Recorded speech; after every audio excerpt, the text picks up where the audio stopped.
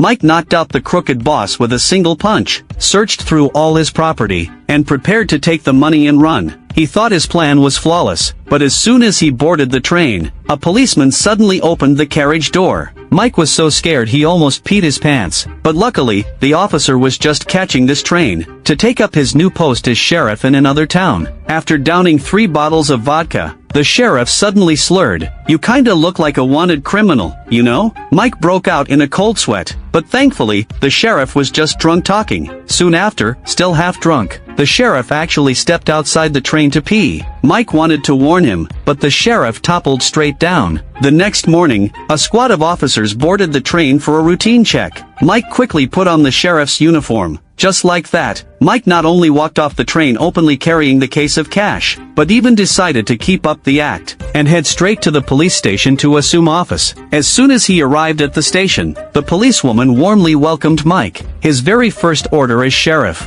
was to take everyone next door to the cafe for a feast, with all expenses on him. Everyone's favorability toward him instantly went up by 999. When he saw the policewoman's curvy figure, Mike made no effort to hide his interest, until the young officer next to him said, "That's my mom." Meanwhile, Mike wanted to deposit the crooked boss's money in the bank, but ran right into his old gang buddies robbing it. Sneaking up behind them, the startled robber thought this cop looked familiar. Mike signaled him to stay calm. Just then, the Real police arrived. Mike immediately pretended to be a hostage, helping the robbers escape, and even took a girl along as a hostage. The robber asked curiously, "So how'd you manage to quit the game and go straight?" Mike suddenly slammed the brakes, knocking another hostage unconscious. When the robber wanted to drag the girl into the woods, Mike couldn't allow such a shameless act, but with the gun pointed at her head, he first chose to play it safe. The robber thought victory was his, but in the very next second, Mike struck,